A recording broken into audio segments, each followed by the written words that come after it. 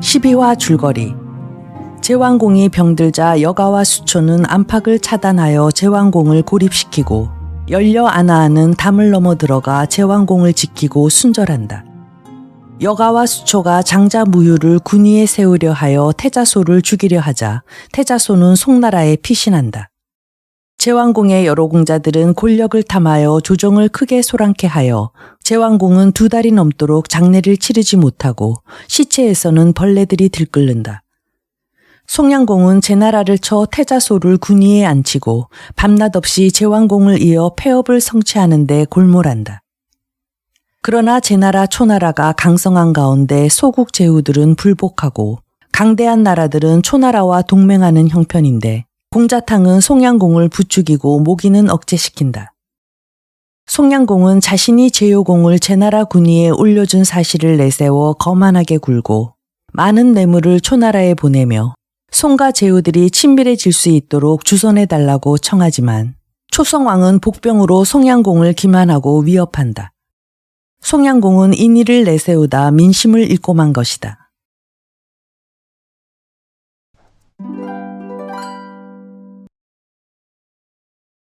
송양공은 백업을 성취하려다가 도리어 초성왕에게 갖은 희롱만 당하고 큰 욕을 보았으므로 그 한이 골수에 맺혔다. 더구나 종문공이 선동하여 초성왕을 맹주로 삼은 것이 괘씸했다. 그래서 송양공은 정나라를 벼르고 별렀다. 때는 주양왕 14년 3월이었다. 송양공은 정문공이 초성왕에게 조례하러 간다는 소문을 듣고 크게 노하여 정나라를 토벌하기 위해 대군을 일으켰다. 그런 다음 공자 모기에게 세자 왕신을 보자하며 나라를 지켜달라고 당부했다. 공자 모기가 간한다. 초나라와 정나라는 매우 친밀한 사이이옵니다. 우리가 정나라를 치면 초나라는 반드시 구원병을 보내 도와줄 것이옵니다. 그러므로 이번 출정엔 승산이 없사오니 그저 덕을 닦으며 때를 기다리는 것이 상책이옵니다. 사마공손 고도 역시 출정을 말렸다. 송양공이 버럭 화를 낸다. 사마가 싸우러 가기를 원치 않으면 과인 혼자 갈 것이니 아무 소리 마오. 이에 공손고는 더 이상 간하지 못했다. 마침내 송양공은 스스로 중군이 되고 공손고를 부장으로 삼아 대부 악복이, 화수로, 공자탕, 상자수 등을 거느리고 정나라를 향해 출발했다. 한편 정문공은 첩자로부터 송군이 쳐들어온다는 급보를 받고 크게 놀라 급히 초나라로 사신을 보내 구원을 요청했다. 초성왕이 말한다. 정우는 늘 과인을 친아비처럼 섬겼으니 속히 구원해줘야 하오. 성득신이 아랜다. 정을 구원하려면 송나라를 정벌하는 것이 첩경이옵니다. 어째서 그러오? 지난날 우리가 송우를 감금했던 일이 있었으므로 송나라 백성들은 이미 혼이 났을 것이옵니다. 그런데 송우가 자중하지 못하고 또 대군을 일으켜 정나라를 치러 갔으니 지금 송나라는 텅 비어 있나이다. 이 기회를 이용하여 송나라를 치면 송우는 급히 본국으로 돌아올 것이옵니다. 그렇지만 그들은 이미 지친 상태에서 편안히 휴식한 우리 군사와 싸우게 되므로 절대적으로 우리에게 승산이 있나이다. 초성왕은 이 말을 옳게 여겨 성득신을 대장, 투발을 부장으로 삼아 군사를 일으켜 송나라를 무찌르게 했다. 한편 정나라를 치던 중 초군이 송나라로 쳐들어간다는 급보를 받은 송양공은 즉시 싸움을 중단하고 회군했다. 그리고 홍수 남쪽에 진을 치고 초군을 막았다. 초나라 군졸이 싸움을 청하는 성득신의 서신을 송군 진영으로 가져오자 공손고가 송양공에게 아랜다. 초군은 정나라를 돕기 위해 온 것이옵니다. 그러니 우리가 정나라를 치지 않겠다 약속하고 초군에게 사과하면 그들은 반드시 돌아갈 것이옵니다. 부디 이 싸움을 피해야만 하옵니다. 그러나 송양공은 이 말을 들으려 하지 않는다. 지난날 제왕공은 군사를 일으켜 초나라를 쳤는데 이제 그들이 싸움을 청하는데 과인이 피한다면 어찌 제왕공의 폐업을 계승할 수 있겠소. 마침내 송양공은 성득신의 서신 끝에 11월 초하룻날 홍양 땅에서 교전하자고 써서 보냈다. 송량공은 큰 길을 만들게 하고 그 위에 인과 의 두 글자를 써서 자신이 타는 수레 끝에 세웠다. 공송고가 악보기에게 탄식한다. 싸움은 적을 죽이는 것이 목적인데 주공께서는 항상 인과 의만 내세우니 도대체 군자의 인이라는 것이 무엇인지 모르겠구려. 아무래도 주공의 혼백을 하늘이 빼앗아 간 것만 같소. 참으로 우리나라는 위태로운 지경에 처했구려. 우리는 어떻게 해서라도 나라가 망하는 것만은 막아야 하오. 11월 초하룻날 공송고는 닭이 울기 전에 일어나 전군의 대기 명령을 내리고 송량공에게 나오기를 청했다. 한편 초나라 장수 성덕신은 홍수 북쪽에 진을 치고 있었다. 투발이 성덕신에게 아랜다. 오고때의 군사들을 거느리고 강을 건너가 송군이 선수치는 것을 막아야 합니다. 성덕신이 웃으며 대답한다. 송우는 어리석고 병법도 모르는 인물이요. 우리가 일찍 건너면 일찍 싸울 것이며 늦게 건너면 늦게 싸울 것인데 그리 급히 서두를 건 없소. 날이 밝자 초군은 배를 띄워 계속 강을 건너기 시작했다. 공송고가 송량공에게 청한다.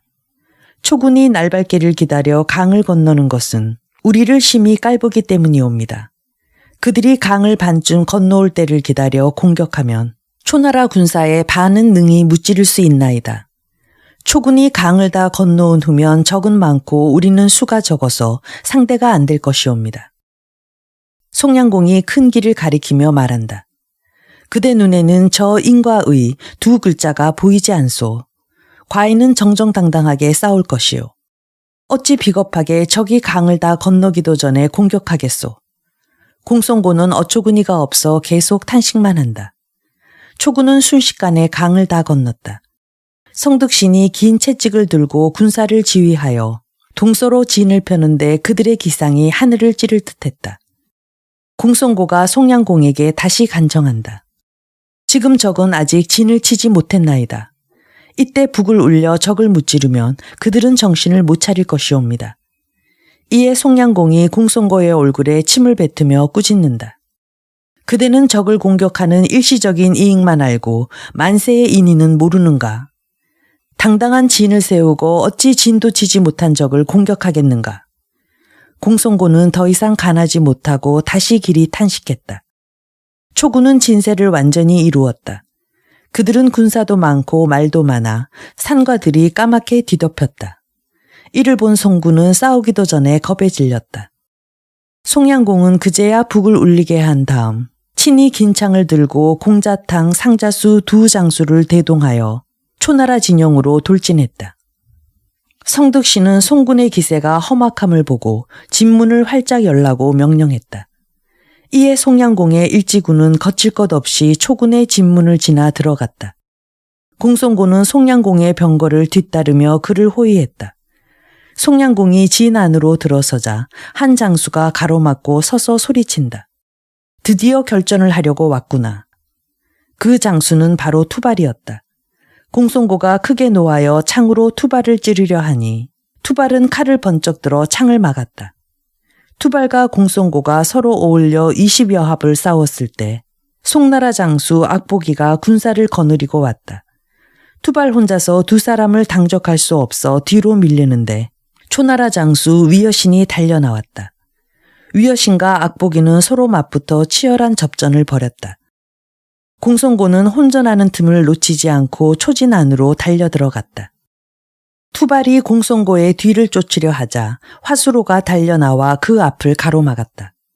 그 틈에 공송고는 적진으로 들어가 좌충우돌하다가 문득 동북쪽을 바라보니 초나라 군사들이 무엇인가를 빽빽이 에워싸고 있었다. 이에 공송고는 불안한 생각이 들어 병거를 달려 그곳으로 갔다. 앞에서 온 얼굴이 피투성이가 된 상자수가 외친다. 사마는 빨리 가서 주공을 구출하시오. 공송고는 상자수를 병거에 태우고 적의 포위를 뚫고 쳐들어갔다. 문관들은 모두 중상을 입었지만 끝까지 초군에 대항하며 물러서지 않았다. 송량공은 평소 아랫사람들에게 인자하게 대했기 때문에 그들은 죽음을 각오하고 힘껏 싸웠다. 공송고가 적의 포위망을 뚫고 안으로 들어갔을 때 공자탕이 치명상을 입고 병거 아래 쓰러져 있었다. 송량공도 이미 몇 군데 부상을 입은 데다가 오른쪽 넓적다리에 화살을 맞아 일어나지도 못하고 있었다. 공자탕이 공송고를 보고 힘겹게 말한다. 어서 주공을 구출하시오. 이 말을 남기고 그는 숨을 거두었다. 공송고는 눈물을 닦으며 송량공을 부축하여 자기 병거에 태웠다. 그는 자기 몸으로 송량공을 가리고 적을 무찌르면서 포위를 뚫고 달아났다.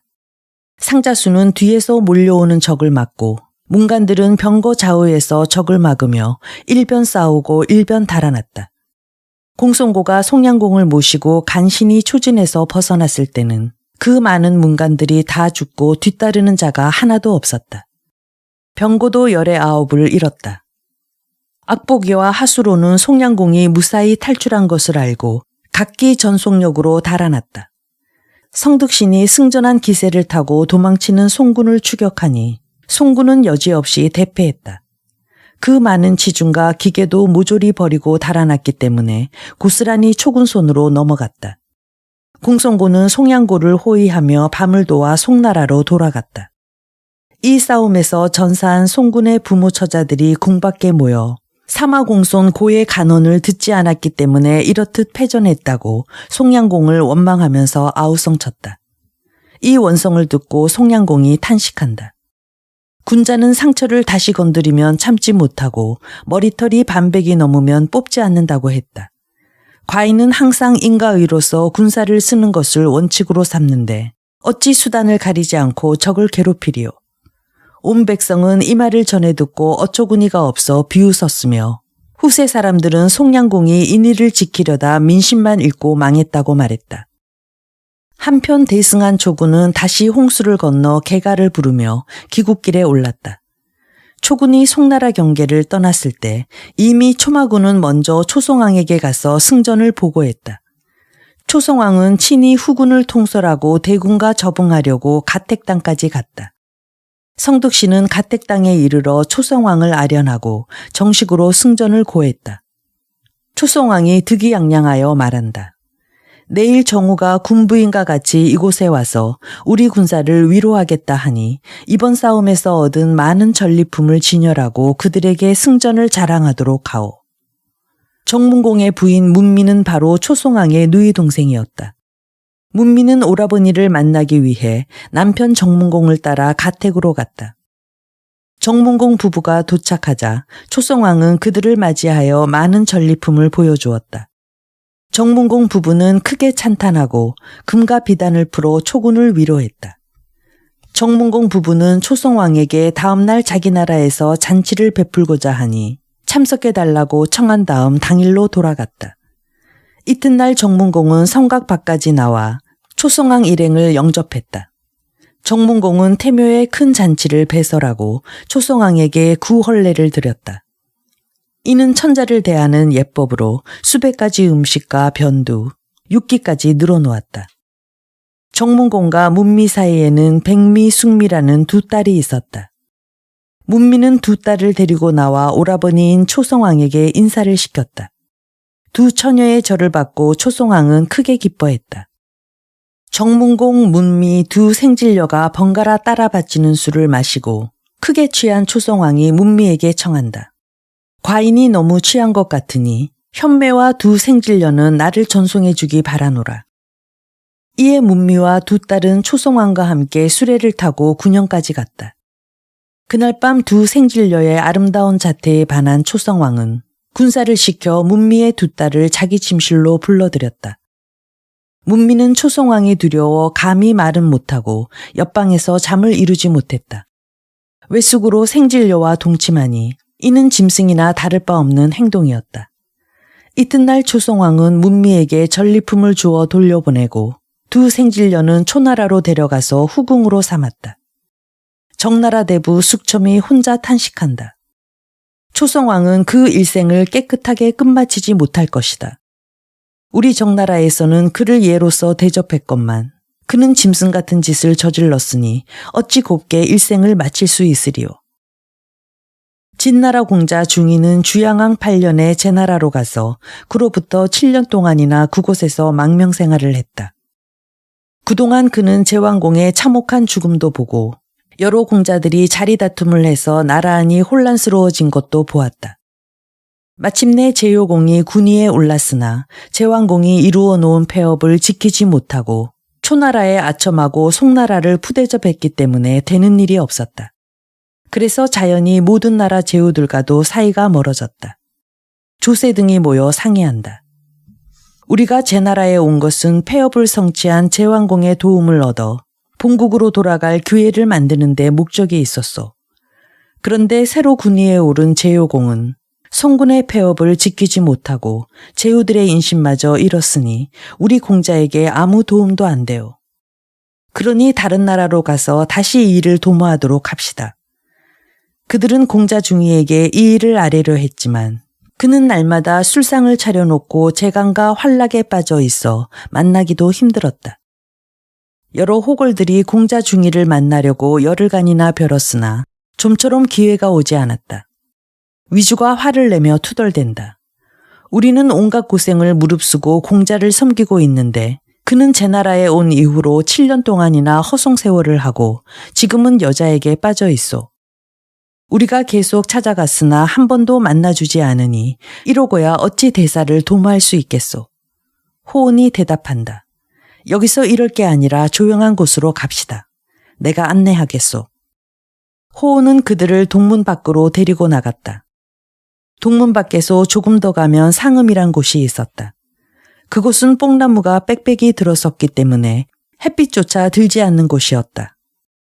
조세 등 9호걸은 뽕나무 밑에 삥 둘러앉았다. 조세가 호원을 바라보며 말한다. 좋은 계책이 있으면 어서 말해보시오. 공자가 이곳에 머무르느냐 떠나느냐 하는 것은 우리에게 달렸소. 우리는 먼저 계책을 세우고 언제든지 떠날 수 있도록 행장을 갖춰야 하오. 그런 다음 사냥을 가자고 공자를 유인하는 거요. 일단 제나라 성 밖으로만 나가면 다른 나라로 가는 것은 문제가 없어. 다만 어느 나라로 가야 할지 이것이 가장 중대한 문제요. 조세가 말한다. 지금 송나라는 폐업을 성취하려는 야심을 품고 있고 또 송양공은 명예욕이 대단한 인물이라 하오. 그러니 일단 송나라로 갑시다. 가서 만약 여의치 못하다면 다시 초나라로 갑시다. 호온이 말한다. 송나라의 사마공손 고와 나는 전부터 친밀한 사이입니다. 그러니 우선 송나라로 가봅시다. 그들은 그 장소가 외져 사람이 없는 줄로만 알았다. 하지만 그때 제강의 하녀 10여 명이 나무 위에서 뽕잎을 따고 있다가 진나라 호걸들이 모여서 은밀히 상의하는 것을 보고 가만히 귀를 기울였다. 그녀들은 조세 등이 상의하는 말을 빠짐없이 듣고 있다가 제강에게 가서 들은 바를 모두 고했다. 제강은 하녀들의 말을 듣고 도리어 책망한다. 절대로 그럴 리가 없다. 다른 곳에서도 함부로 그따위 말을 짓거리다간 큰일 나겠구나. 제강은 즉시 하녀들을 깊숙한 방에 가두고 독을 넣은 음식을 먹여 모조리 죽여버렸다. 그런 다음 제강은 곤히 자는 중이를 깨워 일으키며 말한다. 공자를 따라온 사람들이 공자를 모시고 다른 나라로 떠날 의논을 했답니다. 오늘 뽕잎을 따러 나간 하녀들이 마침 그 말을 엿들었다고 하기에 혹시나 기밀이 누설될까 염려스러워 모두 독살했습니다. 공자는 하루빨리 제나라를 떠나십시오. 공자 중이는 깜짝 놀란 듯했다. 그러나 다음 순간 그 표정이 처량해지며 대답한다. 지금의 안락한 생활을 팽개치고 다른 곳으로 떠날 생각은 없소. 나도 이젠 늙은 것 같소. 내 맹세코 말하지만 그대를 버리고 다른 나라로 갈 수는 없소. 제강이 강경하게 권한다. 공자께서 떠나오신 뒤로 진나라는 하루도 편한 날이 없다고 합니다. 무도한 이오는 싸움에 지고 갖은 욕을 다 보였기 때문에 온 백성이 그를 싫어하며 이웃 나라들과도 친분이 없다 합니다. 이는 모두 하늘이 공자에게 기회를 주시는 것입니다. 이번에 공자께서 떠나시면 반드시 나라를 되찾을 것입니다. 하오니 조금도 망설이지 마시고 어서 떠나십시오. 그러나 공자 중이는 제강에 대한 애정 때문에 쉽게 결심을 못했다. 이튿날 날이 밝기도 전에 조세, 호원, 국의, 위주 4사람은 공자 중이가 사는 집으로 갔다. 공자를 모시고 교회에 나가서 사냥이나 할까 하고 왔습니다. 이때 중이는 아직 자리에서 일어나지도 않았다. 중이가 하인에게 분부한다. 몸이 불편하여 사냥을 갈 수 없다고 전하여라. 중이의 분부를 받은 하인이 밖으로 나오자 제강은 손짓으로 그를 불러 구속으로 데리고 갔다. 나가면 공자의 말씀은 전하지 말고 호온 한 사람만 후원 별당으로 들여보내라. 호온이 들어오자 제강은 좌우 사람들을 다 물리치고 무슨 일로 왔느냐고 물었다. 호온이 대답한다. 공자께서 책나라에 계실 때는 매일 말을 몰아 사냥을 하셨는데 제 나라로 오신 뒤로는 오래도록 사냥을 안 하셨습니다. 그래서 혹 팔다리의 뼈가 굳지 않을까 염려스러워 사냥이나 갈까 하고 모시러 왔을 뿐 다른 뜻은 없습니다. 이에 제강이 빙그레 웃으며 말한다. 이번에 사냥하러 가는 곳은 송나라가 아니면 진나라나 초나라겠지요. 이에 호온은 깜짝 놀라 말한다. 사냥하러 가는 것인데 그렇게 멀리까지야 가겠습니까? 그대들이 공자를 납치해서 다른 나라로 떠날 생각이라는 것을 이미 다 알고 있으니 굳이 속이지 마시오. 나도 어젯밤에 공자께 제 나라로 떠나시라고 간청했지만 소용이 없었소. 내 오늘 밤에 공자가 만취하도록 술을 권할 것이니 그대들은 수레를 준비하고 기다렸다가 취한 공자를 싣고 성문을 나가시오. 그러면 만사가 순조롭게 이루어질 것이오. 호온이 머리를 조아리며 말한다. 부인께서 부부의 정을 떠나 공자의 성공을 도우시니 이는 만고에 드문 어지심입니다. 호온은 즉시 밖으로 나가 조세 등에게 이 일을 말하고 준비를 서둘렀다. 조세, 호모 등은 먼저 성을 나가 교회 주막에 머물면서 기다렸다. 그리고 호온, 위주, 전일 세 사람은 조그만 수레 2대를 가지고 공자 중이의 집 근처에 숨어 제강이 기별하기만 고대했다. 이날 밤 제강이 술상을 차려 술을 권하자 중이가 묻는다. 웬 술상이오? 공자께서 천하의 뜻을 두셨으니 한 잔 술을 올려 전송하려고 차린 것입니다. 인생이란 일장춘몽이오. 자기 뜻에 맞으면 그만이지 하필 다른 곳에서 뜻을 이룰 게 뭐요. 안락함만을 구하는 것은 대장부의 도리가 아닙니다. 공자를 따라온 신하들은 모두 충성이 지극한 사람들입니다. 공자께선 부디 그들을 저버리지 마십시오. 중이는 언짢은 얼굴로 들었던 술잔을 내려놓았다. 제강이 나직하게 묻는다.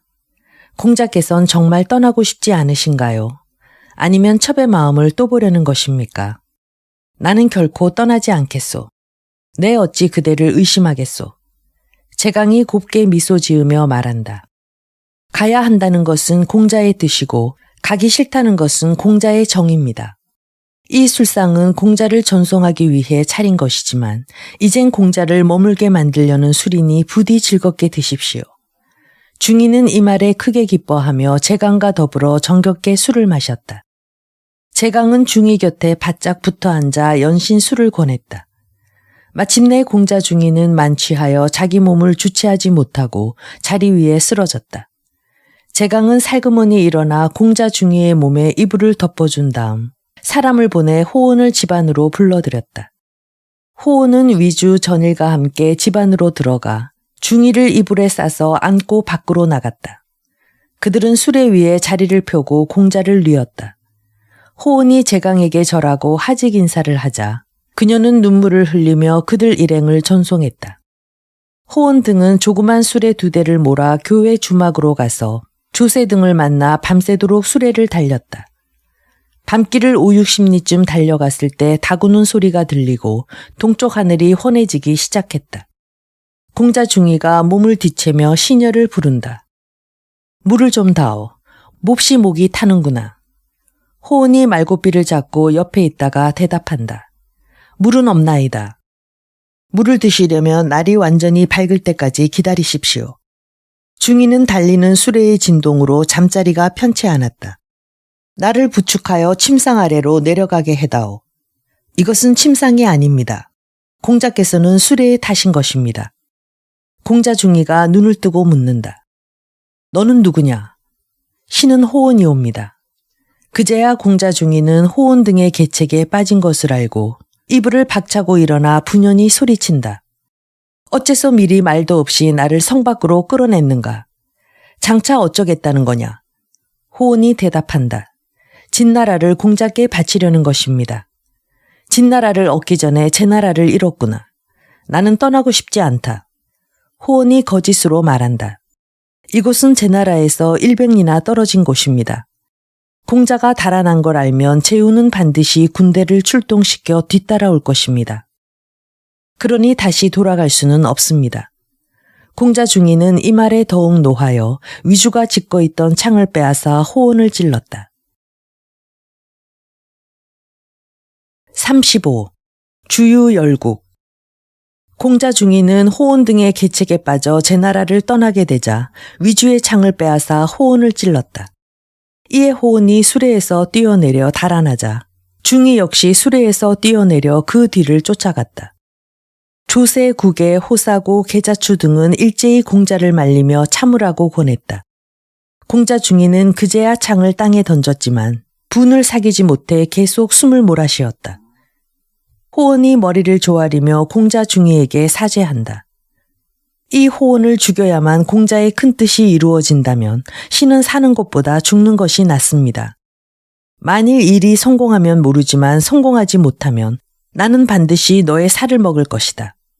이에 호원이 웃으며 대답한다. 장차 일이 뜻대로 성취되지 않는다면 신은 어디서 죽을지 모르오니 공자께서 잡수시려 해도 기회가 없을 것입니다. 또 만약 성공한다면 공자는 군위에 올라 날마다 진수성찬을 드실 텐데 비린내가 나서 비위에 거슬릴 신의 살을 어찌 잡수시겠습니까? 조세 등이 중이에게 말한다. 신들이 공자의 큰 뜻을 받들어 고국을 떠나 타국에서 헤매면서도 서로 버리지 않은 것은 공명을 죽백에 길이 남기기 위해서입니다. 지금 진우는 오만무도하여 모든 백성들은 공자를 군위에 모시고자 갈망하고 있습니다. 공자께서 본국으로 돌아가 군위를 계승하고자 노력하지 않으면 그 누가 제 나라까지 공자를 맞으러 오겠습니까? 이 일은 저희 모두가 공론한 것이니 호원 한 사람만 꾸짖지 마십시오. 위주가 소리 높여 투덜댄다. 대장부는 마땅히 노력하여 뜻을 이루고 후세의 이름을 전해야 합니다. 그런데 공자께서는 어찌하여 목전의 아녀자의 미련을 가져 평생의 뜻을 저버리려 하십니까? 이에 중이가 정색하고 대답한다. 이미 일이 이렇게 되었으니 그대들의 생각에 따르겠소. 호모는 마른 음식을 내놓고 계자추는 물을 떠다가 모두 함께 아침 식사를 했다. 호숙은 풀을 베어 말을 먹이고 수레를 다시 정비했다. 이윽고 중이 일행은 수레를 타고 아득한 앞길을 향해 출발했다. 며칠 후 중이 일행은 조나라에 도착했다. 원래 조공공은 놀기만 즐기고 나라 일은 등한시하는 위인이었다.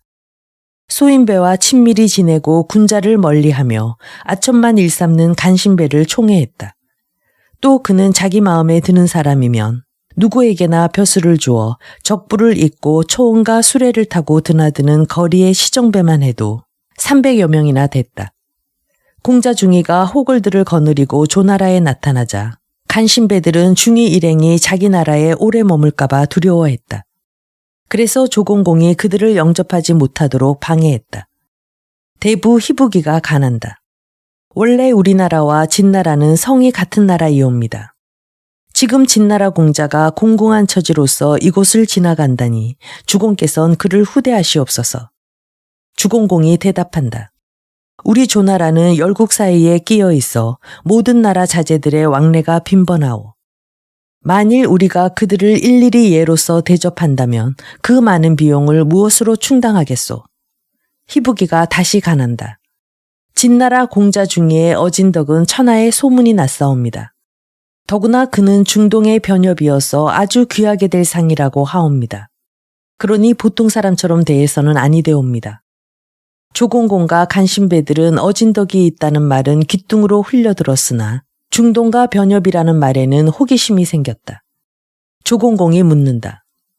중동이 한 눈에 눈동자가 2개씩 있는 것을 말함은 과인도 들은 바 있는데 변협이란 무엇이오? 변협이란 가슴의 늑골이 여러 개로 되어 있지 않고 단 한 개의 넓은 뼈로 이루어진 것을 말하옵니다. 과인은 그 말이 아무래도 믿어지지 않는구려.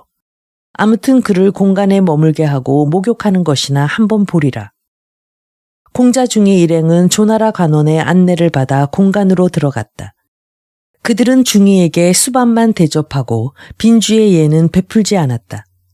중이는 괘씸한 생각이 들어 식사도 하지 않았다. 공간 하인이 들어와서 목욕물이 준비됐다고 아뢰었다. 공자 중이는 그렇잖아도 땀과 먼지로 몸이 더러워졌던 참이라 욕당으로 가서 옷을 벗고 들어갔다. 이때 조공공이 간신 몇 명과 함께 변장하고 공간으로 왔다. 그들은 다짜고짜 욕당으로 들어가서 목욕하는 공자를 유심히 관찰하더니 서로 뭐라고 쑥덕거리며 나가버렸다. 호원 등은 공자가 목욕하는 욕당 쪽에서 떠들썩한 소리가 들려오자 무슨 변이 일어난 줄 알고 깜짝 놀라 달려갔다. 몇 사람이 모여서서 목욕하는 공자를 보고 웃으며 손가락질하다가 돌아가는 것이었다. 호원이 공간 하인에게 그들이 누구냐고 묻자 조공공과 그 신하들이라고 대답했다. 이 말을 듣고 공자 중이와 그 일행은 몹시 화가 났다. 이튿날 희부기가 조공공에게 공자 중이를 극진히 대접하라고 다시 간했다. 그러나 조공공은 끝내 듣지 않았다. 집으로 돌아간 희부기의 얼굴에는 수심이 가득했다. 희부기의 아내 여시가 묻는다. 오늘 궁에서 무슨 근심되는 일이라도 있었습니까? 희부기는 조공공이 진나라 공자를 예로서 대접하지 않아 걱정스럽다고 대답했다. 여시가 말한다. 첩이 마침 교회에 나가 뽕잎을 따다가 진나라 공자 일행이 수레를 타고 지나가는 것을 보았어요. 진나라 공자는 자세히 못 봤지만 그 신하들은 모두 연걸입디다. 그 시종하는 일행들만 봐도 진나라 공자는 훗날 반드시 진나라를 되찾을 인물 같아요. 그때 그들이 군사를 일으켜 우리나라를 정벌하면 옥석구분할 것이니 그때 가서 후회한들 무슨 소용이 있겠습니까? 주공께서 당신의 충언을 듣지 않는다면 당신 혼자만이라도 그들과 친분을 두터이 해두세요.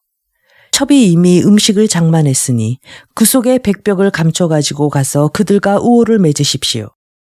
희부기는 아내의 말을 듣고 그날 밤 공간으로 갔다.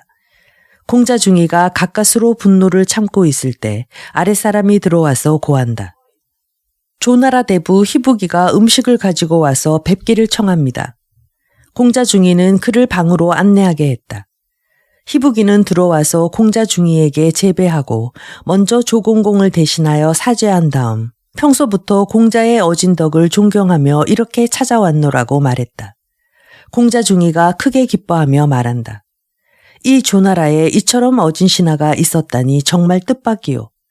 이 망명객이 다행히 진나라로 돌아가게 되면 오늘 이렇게 나를 찾아준 그대의 고마운 뜻을 잊지 않겠소.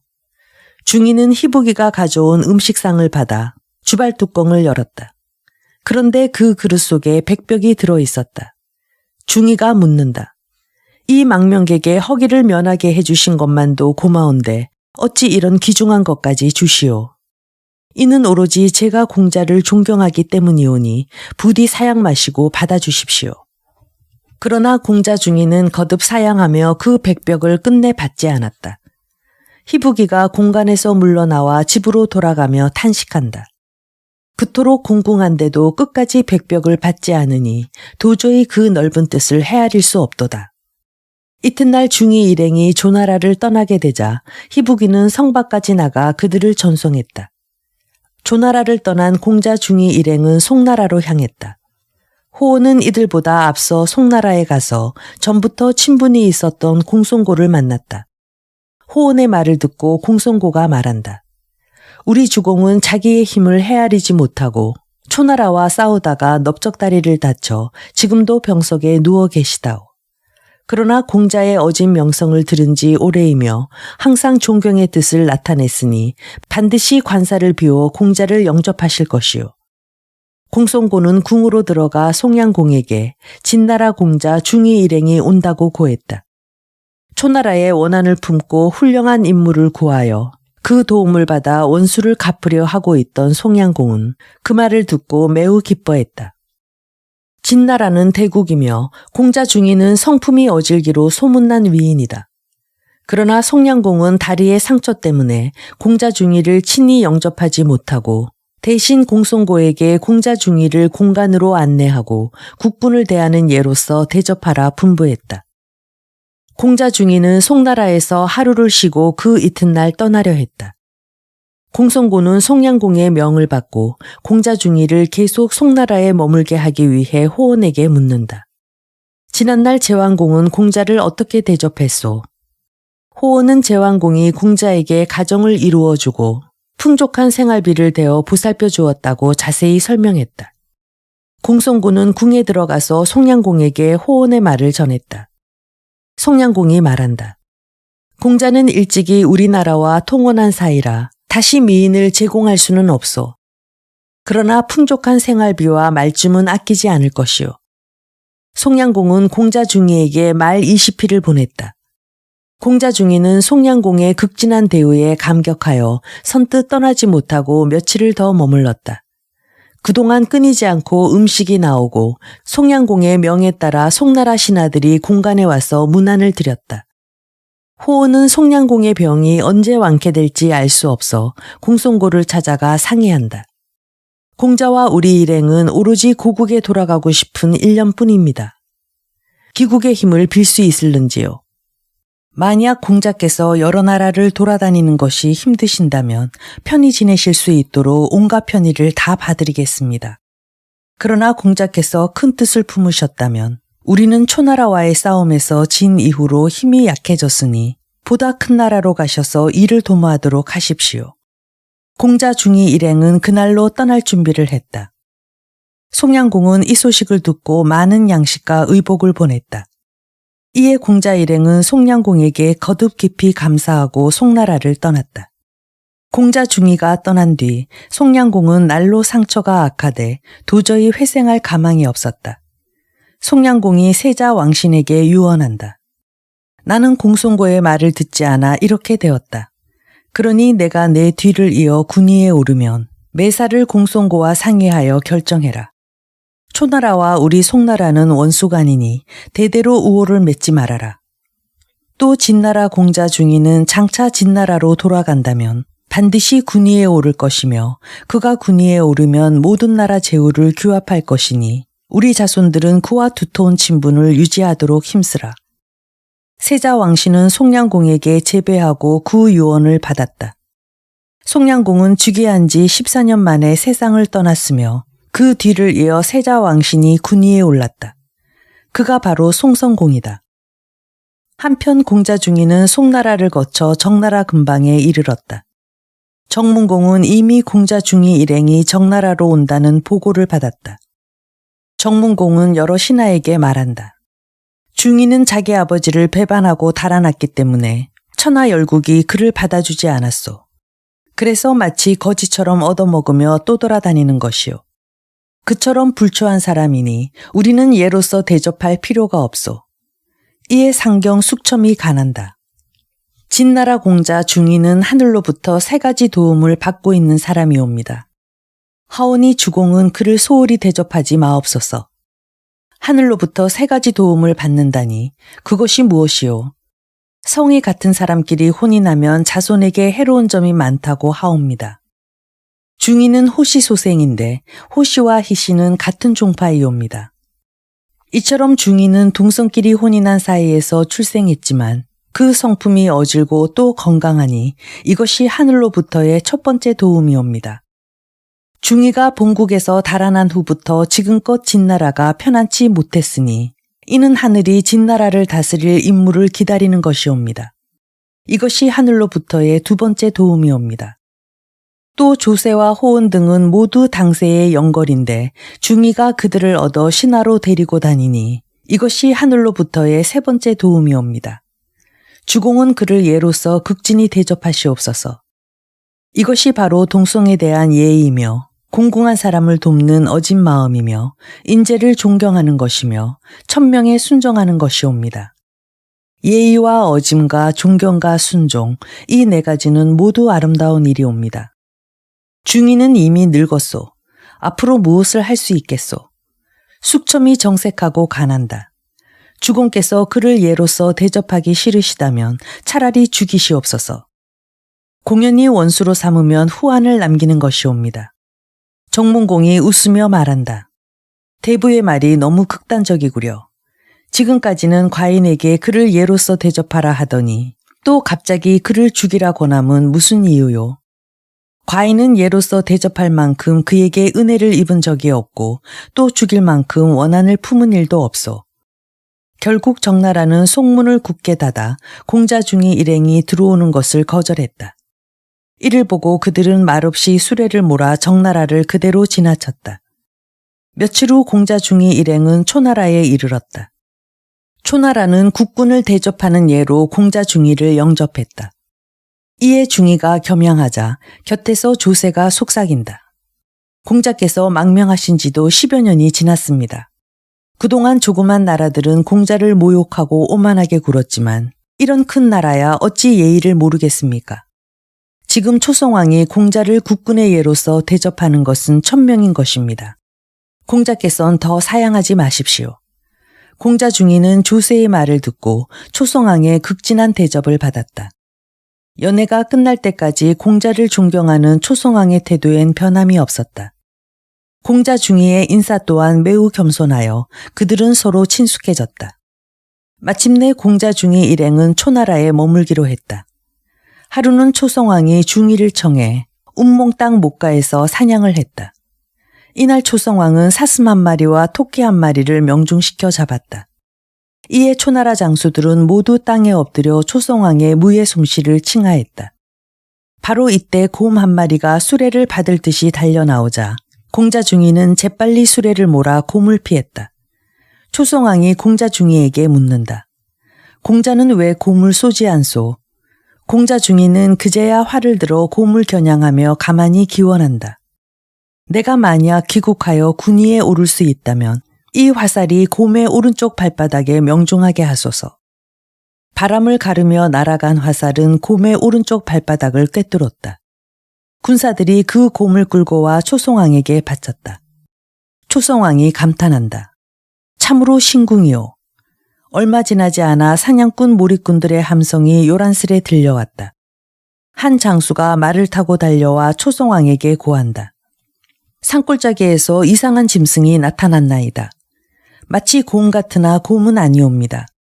그 코는 코끼리 같고 머리는 사자 같고 발은 호랑이 같고 털은 승냥이 같고 갈기머리는 멧돼지 같고 꼬리는 소 같고 몸은 말보다 큰 짐승이옵니다. 온몸에 흑백 반점이 엇갈려 있는데 도무지 창칼이 들어가지 않나이다. 뿐만 아니라 쇠를 마치 집처럼 씹어먹고 있나이다. 몹시 사나워서 사람의 힘으론 어쩔 수가 없어 저렇듯 고함만 지르는 중이옵니다. 초성왕이 공자 중의를 돌아보며 묻는다. 공자는 중국 본토에서 자라 널리 들어 아는 것이 많을 터인즉 혹 그 짐승 이름이 뭔지 아시겠소? 이에 공자 중의는 조세에게 아느냐고 물었다. 조세가 앞으로 나아가 아랜다. 그것은 맥이라는 짐승이옵니다. 맥은 천지간의 금기를 받고 출생한 짐승이기 때문에 머리는 작고 발은 짧으며 구리와 새를 잘 먹나이다. 또 맥이 대소변을 보면 그것은 금이나 은이나 동이나 철이나 주석으로 변화옵니다. 그 어떤 새라도 그 짐승의 배에 들어가면 물로 변화옵니다. 또 맥의 뼈엔 골수가 없어 그것으로 기물의 손잡이를 만들기도 하고 또 가죽으로 요를 만들면 질병이 범접하지 못하고 습기가 차지 않나이다. 초성왕이 묻는다. 어떻게 해야 그 짐승을 잡을 수 있소? 맥은 가죽과 살이 모두 쇠처럼 굳어져 있어 여느 짐승처럼 잡을 수는 없나이다. 다만 그 콧구멍에 빈틈이 있어 그곳을 강철로 찌르면 되옵니다. 이보다 더 쉬운 방법은 불로 지지는 것이옵니다. 즉 금성은 불을 두려워하기 때문이옵니다. 조세의 설명을 듣고 위주가 소리 높여 청한다. 신이 맨손으로 그 짐승을 잡아 바치겠나이다. 위주는 곧 수레에서 뛰어내려 비호처럼 뛰어갔다. 초성왕이 공자 중의에게 함께 가서 구경하기를 권하며 그들은 수레를 몰아 위주를 뒤따라갔다. 서북쪽 모리터 안으로 들어간 위주는 맥에게 달려들어 주먹으로 연거푸 쳤다.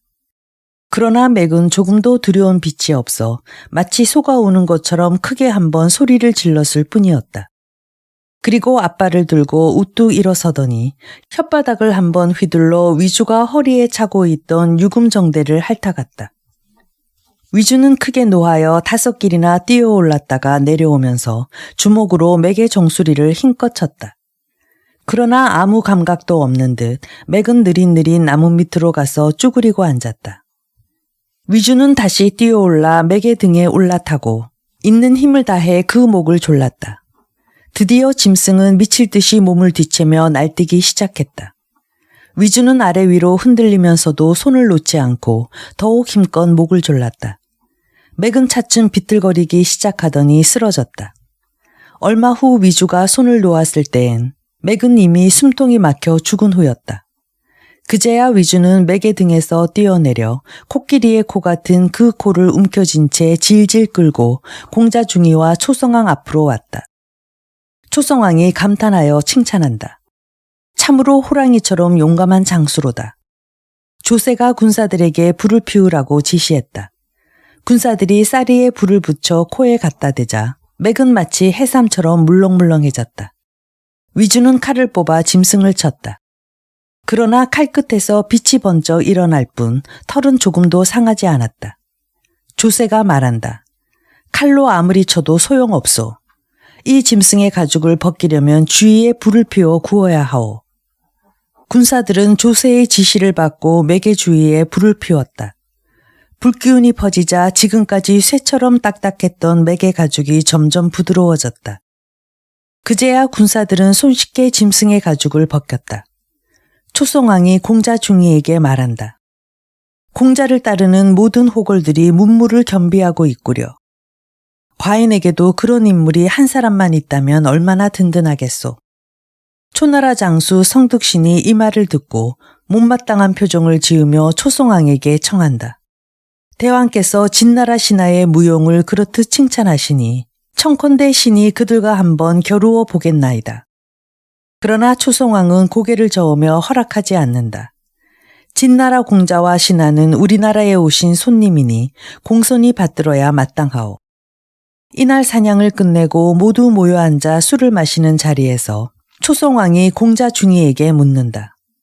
공자가 만약 고국으로 돌아가 군위에 오르게 된다면 그때 과인에게 어떻게 보답하겠소? 여자와 구슬과 비단은 남아돌만큼 가지고 계시며 새털과 뿔과 가죽은 원래 초나라 소산이니 무엇으로 보답하면 좋겠나이까? 초성왕이 웃으며 말한다.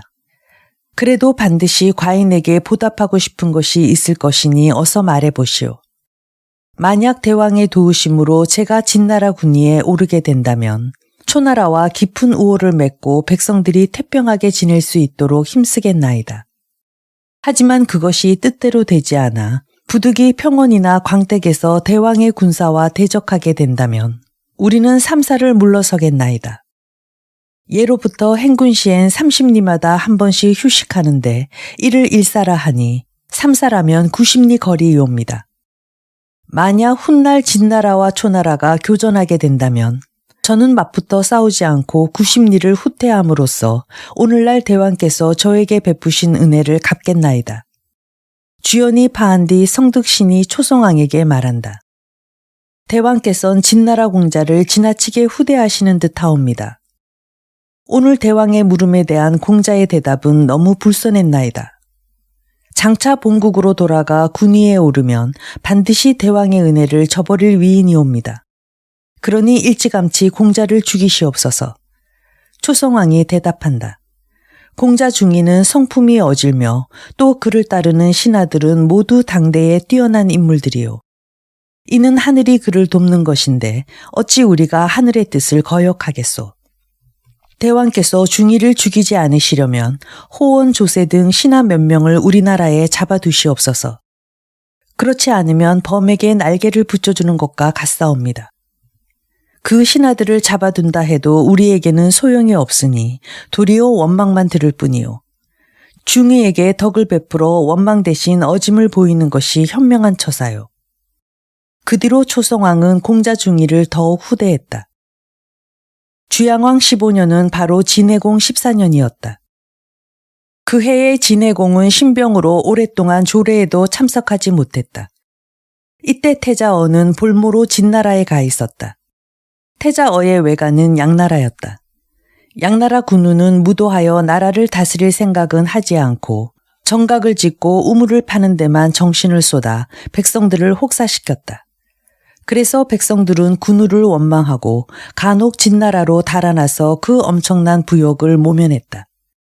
진목공은 양나라 민심이 혼란스러운 것을 알고 백리해에게 군사를 주어 양나라를 치게 했다. 백리해가 거느린 진군은 단숨에 양나라를 정벌했다. 그리하여 양나라 군우는 전란 중에 죽고 말았다. 진나라의 볼모로 잡혀있는 진나라 태자어가 이 소식을 듣고 탄식한다. 진나라가 나의 외가인 양나라를 멸망시킨 것은 결국 우리 진나라를 업신여겼기 때문이다. 이렇게 진나라를 원망하고 있던 차에 아버지 진해공이 병석에 누웠다는 소식을 들었다. 태자어가 다시 탄식한다. 내 이렇듯 타국의 볼모로 있으니 밖으로는 나를 동정하는 사람이 없고 안으로는 신복한 사람 없구나. 장차 부군이 별세하면 본국의 대부들이 다른 공자를 군위에 올릴 것이니 나는 이 진나라에서 객사할 수밖에 없다. 그렇다면 내 신세가 초목과 다를 바 없지 않은가. 차라리 본국으로 달아나서 병든 부군을 간호하고 백성을 안정시키는 것이 낫겠다. 그날 밤 태자어가 아내 회영과 나란히 자리에 누워 말한다. 내가 지금 귀국하지 않으면 장차 진나라는 다른 공자의 소유가 될 것이오. 하지만 부부의 정을 끊고 혼자 갈 수는 없으니 함께 도망쳐 진나라로 돌아갑시다. 아내 회영이 울면서 대답한다. 당신은 한나라의 태자로서 이곳에 볼모로 와 있으면서 갖은 욕을 다 당하시니 본국으로 돌아가고 싶다는 생각도 무리는 아닙니다. 하지만 첩의 아버지가 제게 당신을 모시게 한 것은 본국으로 돌아가지 못하게 하려는 생각에서였습니다. 지금 첩이 당신과 함께 진나라로 도망친다면 이는 이 나라 군우인 아버지의 뜻을 배반하는 것이 됩니다. 그러니 당신은 당신 뜻대로 하시고 첩에게는 더 이상 아무 말씀 말아주십시오. 첩은 절대로 당신을 따라갈 수 없습니다. 그러나 다른 사람에게 이 말을 누설하진 않겠습니다. 마침내 태자어는 혼자 진나라에서 도망쳤다. 진목공은 태자어가 아무 말도 없이 본국으로 달아났다는 보고를 받고 크게 노하여 소리친다. 그놈은 배은망덕한 도적이다. 하늘이 결코 그를 돕지 않으리라. 그리고 나서 진목공은 모든 대부에게 말한다. 이호 부자가 똑같이 과인을 배반했으니 내 이처럼 배은망덕한 놈들을 그냥 두지 않으리라. 애당초 과인이 중의를 진나라 군위에 세우지 못한 것이 불찰이었소. 경들은 중의가 지금 어디 있는지 그 행방을 알아보도록 하오. 공자 중의의 행방을 수소문한 결과 그가 초나라에 있다는 것을 알게 되자 진목공은 공손지를 초나라로 보내 공자 중의를 진나라로 데려가겠다는 뜻을 전하게 했다. 공자 중의는 자신을 데려가기 위해 진나라에서 사람이 왔다는 말을 듣고 초성왕의 속마음을 떠보았다. 이 망명객은 모든 걸 대왕께 의탁하고 있사옵니다. 어쩐지 진나라에는 가고 싶지 않나이다. 초성왕이 대답한다. 우리 초나라와 진나라는 서로 멀리 떨어져 있어 공자께서 귀국하려면 반드시 여러 나라를 거쳐야 하오. 그러나 진나라와 진나라는 서로 인접해 있어 아침에 떠나 저녁이면 도착할 수 있는 거리요. 또 진목공은 성품이 어진 사람이며 지금 진해공과 사이가 좋지 못한 터이니 이번 기회야말로 하늘이 공자에게 주신 것이요. 그러니 공자는 아무 소리 말고 진나라로 가시오. 공자 중의가 초나라를 떠나는 날 초성왕은 그에게 황금과 비단과 수레와 말을 후하게 주었다. 진목공은 공자 중의가 온다는 말을 듣고 크게 기뻐하며 친히 교회까지 나가 그를 영접하고 큰 공간에 머물게 했다. 또 진목공의 부인 목희도 중의를 극진히 보살펴 주었다. 목희는 자기 딸을 버리고 달아난 태자어를 몹시 괘씸하게 생각하고 있었으므로 진목공에게 회영과 중의를 결혼시키자고 말했다. 진목공은 부인에게 먼저 회영의 뜻을 알아보라고 했다. 목희의 말을 듣고 회영이 대답한다. 첩은 이미 태자어에게 몸을 맡긴 사람이온데 이제 와서 어찌 개가 하겠습니까? 태자어는 다시 돌아오지 않을 것이다. 또 중의는 성품이 어질고 하늘의 도움을 받아 반드시 진나라 군위에 오를 것이다. 그가 군우가 되어 너를 정실로 삼으면 우리 진과진은 대대로 인척간이 되지 않겠느냐. 회영이 한참 생각한 후에 대답한다. 그렇다면 어찌 이 한 몸을 아껴 두 나라의 우호를 방해하겠습니까? 이윽고 공손지가 공자 중이에게 회영과 혼인할 것을 청했다. 그러나 태자어는 중이의 조카이므로 회영은 바로 조카 며느리가 된다. 중이는 조카 며느리를 아내로 맞을 수는 없다고 생각하며 거절했다. 이에 공손지는 다시 한번 생각할 것을 고뇌하고 돌아갔다. 조세가 중이에게 아랜다. 신이 들은즉 회영은 매우 아름답고 재능이 있다 합니다. 또 진목공과 그 부인께서 특히 아끼고 사랑하는 딸이라 하니 공자께서 진나라의 힘을 빌고자 하신다면 이 혼사를 거절하지 마십시오.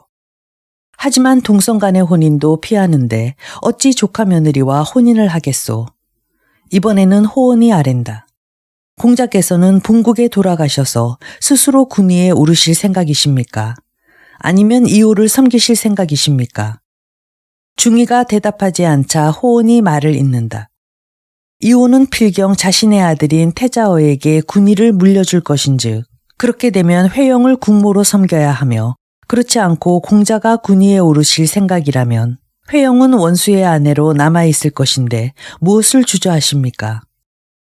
중이는 계속 얼굴만 붉힐 뿐 말을 못했다. 조세가 다시 아랜다. 장차 나라도 빼앗아야 하는데 그 아내를 얻는 것이 무슨 대수입니까? 큰일을 앞둔 사람이 작은 절개에 얽매여 있음은 도리가 아니니 훗날 후회하지 않도록 하십시오. 이에 중이가 공손지를 불러 혼사를 허락하자 공손지는 진목공에게 일이 성사되었음을 아뢰었다. 이리하여 공자 중이는 길이를 택하여 패백을 보내고 공간에서 혼인했다. 회영의 자태는 제 나라에 두고 온 제강보다 더욱 아름다웠다. 진목공은 또 종려 가운데서 아름다운 여자 4명을 뽑아 회영에게 딸려보내 중이의 인첩으로 삼게 했다. 처음에는 망설이던 중이도 막상 혼인한 후부터는 회영에게 빠져 기쁨을 감추지 못했다. 다시 즐거운 나날을 보내게 되자 그는 지금까지 겪어온 많은 고생조차 잊은 듯했다. 그렇잖아도 공자 중이의 인품을 사랑하던 진목공은 딸과 혼인시킨 후부터는 더욱 사위를 사랑했다. 그리하여 그를 위해 사흘마다 잔치를 베풀고 닷새마다 궁으로 초대하는 등 매우 극진히 대접했다. 진나라 세자 앵도 중이를 끔찍이 위해 가끔 안부차 공간에 들르곤 했다. 조세와 호언도 진나라 신하 건숙, 백리의 궁손지 등과 친분을 맺었다. 그러나 그들은 공자 중이가 새로 혼인하여 그 재미에 흠뻑 빠져 있는 데다가 또 아직 진나라에 돌아갈 만한 뚜렷한 명분이 없었으므로 귀국이 늦어질 것을 염려했다. 그렇다고 경솔하게 거사를 할 수도 없었으므로 기다리는 도리밖에 없었다. 36. 야분 공궁. 진나라에서 몰래 빠져나와 본국으로 돌아간 진나라 태자어는 병석에 누운 아버지를 위로했다. 진해공이 매우 기뻐하며 말한다. 내 병든 지 오래인데 앞일을 부탁할 사람이 없어 걱정이더니 내 아들이 돌아왔구나. 이제야 안심이 되도다. 그해 9월 진해공은 병세가 위중해지자 여의생과 극에 두 사람을 불러 태자어를 잘 보좌하라 이루고 무슨 일이 있어도 공자 중이만은 나라 안에 발을 들여놓지 못하게 막으라고 분부했다. 두 신하는 머리를 조아리며 진해공의 유언을 받았다. 그날 밤 진해공이 세상을 떠나니 태자어가 군의를 계승하여 즉위했다. 그가 바로 진해공이다. 어느 날 조례 때 진해공이 국외에 있는 중의를 경계하여 명한다. 진나라 신하로서 중의를 따라 망명을 떠난 자들의 일족에게 다음과 같이 알려라. 3개월 이내에 그들을 불러들인다면 그 일족을 지금의 벼슬 자리에 그대로 두고 지난 일은 일체 불문에 붙이겠다. 그러나 기한이 지나도 망명 떠난 자들을 불러들이지 못할 때는 관직을 삭탈할 뿐 아니라 죽음을 면치 못하리라. 노대신 호돌의 두 아들 호모 호언은 중의를 따라다니며 온갖 풍상을 다 겪은 끝에 지금은 진나라에 와 있었다. 극에는 호돌에게 편지를 보내 호모 호언 형제를 불러들이라고 권유했으나 호돌은 그 말을 들으려 하지 않았다. 이에 극에가 진해공에게 아랜다. 호돌의 두 아들 호모와 호언은 장상의 기품을 지닌 인물인데 지금도 중의를 따라다니고 있사옵니다. 이는 범에게 날개를 붙여준 셈이옵니다. 그런데 호돌은 그 두 아들을 불러들이려 하지 않으니 그 속셈을 알 수 없나이다. 진해공은 곧 사람을 보내 호돌을 불렀다.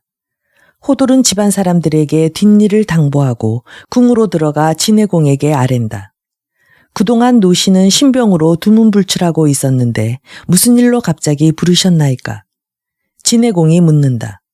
공자 중의를 따라 국외에 나가 있는 자가 3개월 이내에 귀국하지 않으면 그 일족에게도 죄가 미친다는 과인의 명을 경은 듣지 못했소. 신의 두 자식 호모와 호원이 공자 중의에게 충성을 바치는 것은 궁중의 만조백관이 주공께 충성을 다하는 것과 마찬가지 일이옵니다. 지금 두 자식이 공자 중의를 저버리고 귀국한다면 신은 그들의 불충에 노하여 가묘 앞에서 죽여버릴 것이옵니다. 진해공이 크게 노하여 소리친다. 속히 저 늙은이의 목에 칼을 들이대어라. 두 역사가 재빨리 호돌의 목에 칼을 들이대자 진해공이 내려다보며 소리친다. 지금이라도 내 두 자식을 불러들인다면 목숨을 구할 수 있으리라. 그게는 지필묵을 갖다 놓고 호돌의 손을 잡으며 두 아들에게 속히 귀국하라는 편지를 쓰라고 강요했다. 호돌은 그 손을 뿌리치고 스스로 붓을 들어 자식에게 두 아비가 없는 것과 마찬가지로 신하에게도 두 주군이 없다 라고 썼다. 그것을 보고 진해공이 더욱 노하여 소리친다. 너는 죽음이 두렵지 않느냐? 노씨는 자식이 부모에게 불효하고 신하가 임금에게 불충하는 것은 두려워합니다. 하지만 이런 죽음은 훌륭한 자식이나 훌륭한 신하에겐 흔한 일인즉 무엇이 두렵겠나이까? 호돌이 목을 내밀며 태연히 말하자 진해공이 추상같이 호령한다. 어서 저놈을 끌어내어 참하여라. 이리하여 호돌은 장바닥으로 끌려나가 참형을 당했다. 태복 곽원이 장바닥에 굴러다니는 호돌의 목을 보고 탄식한다. 가까스로 군위에 오른 주공이 덕을 베풀지는 못할 망정 노 대신에 목을 베었으니 그의 앞날도 얼마 남지 않았구나. 그날부터 태복 곽원은 병을 핑계로 두문불출했다. 호돌의 신복은 이 비통한 사실을 호모와 호원에게 알리기 위해 진나라로 갔다. 늙은 아버지가 새로 군위에 오른 진해공에게 죽음을 당했다는 소식을 들은 호모 호원 형제는 가슴을 치며 통곡했다. 조세가 그들을 위로한 다음 말한다. 그렇게 슬퍼한다고 돌아가신 어른이 되살아날 리도 없으니 우리 함께 공자께 가서 앞으로의 일이나 의논합시다. 이윽고 호모 형제는 간신히 눈물을 거두고 조세 등과 함께 중의에게 갔다. 호모가 중의에게 아랜다.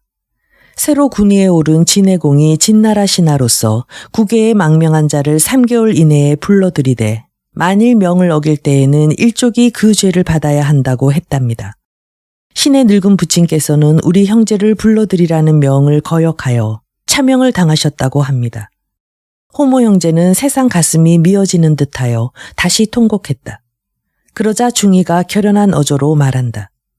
내 본국으로 돌아가는 날엔 반드시 그대들의 원수를 갚아줄 테니 너무 상심하지 마오.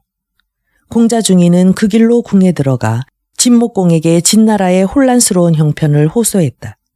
그러자 진목공은 이는 하늘이 공자 중의에게 진나라를 주시려는 것이니 자신이 중의를 위해 앞으로의 일을 맡겠노라 말했다. 이에 조세가 아랜다. 군우의 생각이 진정 그러하시다면 하루라도 빨리 일을 도모하소서. 진해공이 개원하고 태묘에 고하면 더욱 일이 어려워질 것이옵니다. 내 그 말을 명심하리라. 진목공의 다짐을 받은 공자 중의는 궁에서 나와 자신의 처소로 돌아갔다. 그가 막 의관을 벗고 자리에 앉았을 때 문지기가 들어와서 진나라에서 누가 찾아와 뵙기를 청한다고 아뢰었다. 공자 중의가 분부한다. 어서 안으로 들어오시게 해라. 잠시 후 한 사람이 들어와 공자 중의에게 절했다. 공자 중의가 묻는다. 그대는 누구요? 신은 진나라 대부 난지의 아들인 난돈이온데 공자께 진나라 실정을 알려드리라는 아비의 분부를 받고 이렇게 달려왔습니다. 새로 군위에 오른 진해공에게는 여의생 극의 두 놈밖에 신복이 없습니다. 다른 대신들은 진해공으로부터 대접을 못 받아 모두 불만을 품고 있는 형편이니 염려하실 것 없습니다.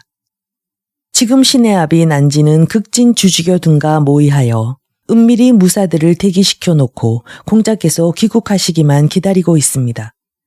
이 말에 공자 중이는 크게 기뻐하며 이듬해에는 반드시 귀국하겠다고 약속했다. 난도는 타국에 오래 지체할 수 없다면서 그날로 돌아갔다. 중이가 하늘을 향해 축원한 후 기포를 뽑아 점을 치니 태계 제6교 안정이 나왔다. 중이는 호온을 불러 그 점괘에 기륭을 물었다. 호온이 자리에서 일어나 중이에게 넙적 절하며 아랜다. 공자께서 이번에 귀국하시면 나라를 얻는 것은 물론이고 천하 모든 나라의 맹주가 되실 꾀입니다. 이에 중이가 난돈이 다녀간 이야기를 하니 호온이 권한다. 일이란 때를 놓치면 마가 끼는 법이니 내일 다시 진우를 뵙고 군사를 청하십시오. 다음 날 공자 중이는 호온이 권한 대로 궁으로 들어가 진목공을 배웠다. 중이가 무엇이라 청하기도 전에 진목공이 앞서 말한다. 공자가 하루라도 빨리 본국으로 돌아가고자 하는 마음은 과인도 잘 알고 있소. 그러나 이처럼 큰 일을 신하들에게만 맡겨둘 수는 없으니 과인이 친히 공자를 황하까지 전송하겠소. 비표는 공자 중이를 귀국시키기로 했다는 말을 듣고 자신이 선봉이 될 것을 자청했다. 이에 진목공은 그 청을 허락했다. 출발 날짜는 태사에 의해 12월 선삼일로 정해졌다. 진목공은 공자 중이의 출발을 축복하기 위해 구령산에서 큰 잔치를 베풀어 주었다.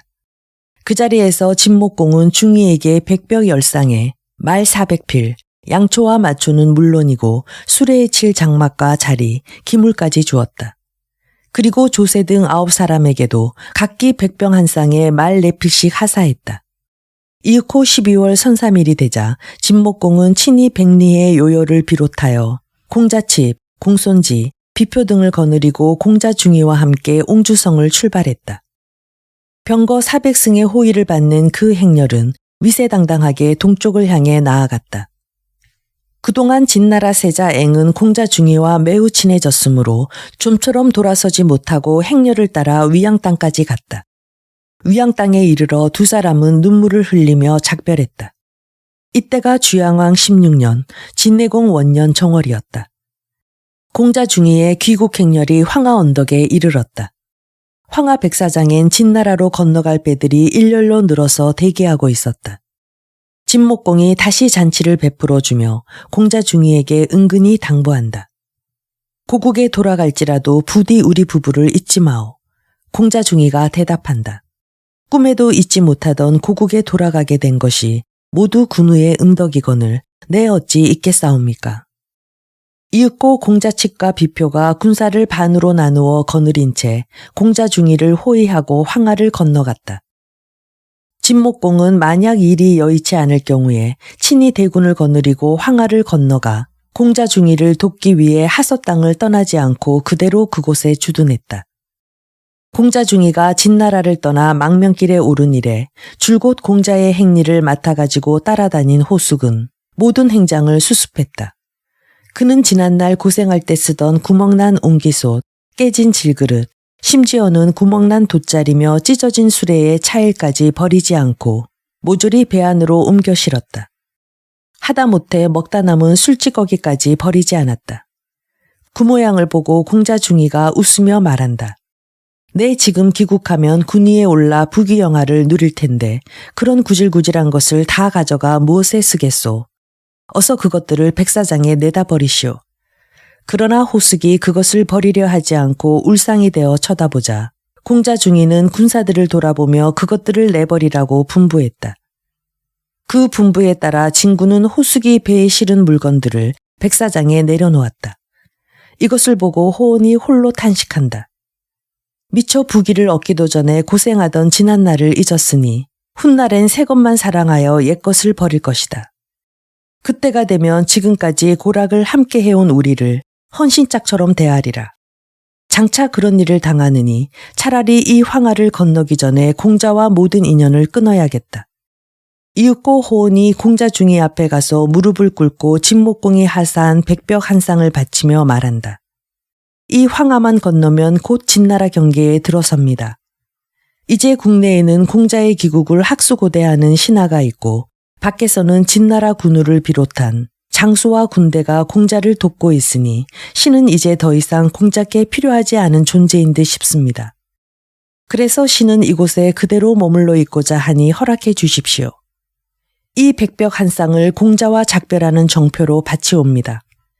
공자 중이가 크게 놀라 소리친다.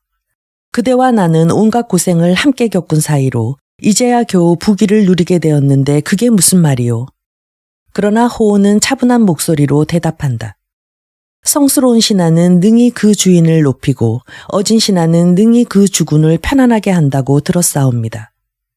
신은 지난날 공자로 하여금 오록당에서 온갖 고초를 겪게 했으니 그 죄가 크고 또 조나라 위나라 군으로부터 갖은 천대를 받게 했으니 그 죄 또한 크며 만취한 공자를 수레에 싣고 제 나라를 빠져나와 공자를 진노케 했으니 그 죄 역시 큽니다.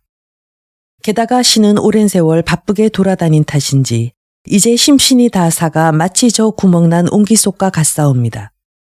깨진 그릇은 다시 상위에 놓을 수 없고 찢어진 돗자리는 쓸모가 없는 것이니 신은 이제 공자 곁을 떠날까 합니다. 호언의 말뜻을 알아차린 공자 중이가 눈물을 흘리며 말한다. 그대의 말을 듣고 보니 내가 참으로 잘못했음을 알겠소. 그러니 제발 내 곁을 떠난다는 말만은 거두어 주오. 그리고 공자 중이는 호숙에게 백사장에 내려놓은 물건을 다시 배에 실으라고 분부했다. 이에 호숙과 군사들은 그 보잘것없는 물건들을 다시 배 안으로 옮겨 실었다. 공자 중이가 넓은 황하를 굽어보며 맹세한다. 내 귀국한 후에 그대가 그동안 고생한 것을 잊는다든가 또는 그대가 나와 함께 한마음으로 정사를 돌보지 않는다면 어느 쪽이건 간에 그 자손들이 불행하리라. 그리고 다시 백벽을 강물에 집어던지며 소리친다. 황하의 신이여 나의 맹세를 증명하라. 이 광경을 보고 계자추가 홀로 탄식한다. 공자가 귀국하게 된 것은 모두 하늘의 뜻인데 호호는 자기의 공이라고 생각하는구나. 저처럼 부귀영화를 탐하는 자들과 함께 정사를 본다는 것은 수치스러운 일이다. 19년 만에 고국 땅에 발을 디딘 공자 중이는 동쪽 길로 들어서서 영호 땅으로 갔다. 공자 중이 일행이 진나라 군사를 거느리고 오는 것을 보고 영호 땅을 지키던 등호는 성문을 굳게 닫고 항거했다. 성을 포위한 진군은 여유를 주지 않고 공격했다. 비표를 선두로 한 용맹스러운 군사들의 활약으로 영호성은 마치 하루가 안 되어 함락되었다. 그리고 등호는 진군에게 사로잡혀 죽음을 당했다. 상천 백세 두 고을은 수월하게 점령할 수 있었다. 그들은 공자 중의 일행을 보자마자 겁에 질려 성문을 열고 항복해 왔던 것이다. 첩자로부터 이 사실을 보고받은 진해공은 크게 놀라 즉시 군사를 일으켰다. 대장의 여의생, 부장의 극예가 임명되어 노류 땅에 진을 치고 진나라 군사와 대치했다. 그러나 진나라 군사들은 싸움이 시작되기도 전에 진나라 군사들의 용맹에 겁을 집어먹고 있었다. 공자칩은 진목공의 이름으로 편지를 써서 사람을 시켜 여의생과 극예의 군중으로 보냈다. 그 편지의 내용은 다음과 같다. 지금까지 과인은 진나라에 끊임없이 덕을 베풀었으나 그 보답은커녕 오히려 원수처럼 취급당했다. 아비대에는 참았으나 그 자식대에 이르러서는 과인도 더 이상 참을 수가 없노라. 공자 중이의 어진 덕은 천하 사람이 알고 있는 바 나라 안팎의 인심이 그에게로 쏠렸도다. 이에 과인은 공자칩에게 공자 중이를 호위하여 진나라로 들어가 그가 군위에 오르기까지 도우라 하명하였노라. 그대들에게 어질고 어리석은 사람을 분별할 능력이 있다면 즉시 무기를 버리고 나와서 공자 중이를 영접하라. 이 편지를 읽은 여의생과 극예는 한동안 싸울 것인가 영접할 것인가를 결정짓지 못하고 망설였다. 이윽고 서로 상의한 끝에 공자칩에게 답장을 썼다. 우리로서는 공자 중이를 군위에 모시고 싶은 생각이 간절하지만 그동안 저지른 죄를 돌이켜볼 때 도저히 항복하고 나아가 영접할 용기가 나지 않습니다. 그러나 만일 지금까지 공자를 모시고 함께 망명생활을 하신 분들과 동등한 입장에서 궁중에 설 수 있고 또 그동안의 잘못을 들어 우리를 벌하지 않는다는 것을 대부께서 보장하실 수만 있다면 분부대로 따르겠습니다. 여의생과 그게의 답장을 받은 공자칩은 곧 혼자 수레를 타고 노류 땅으로 갔다. 여의생과 그게는 공자칩을 반가이 맞이했다. 공자칩이 지시한다.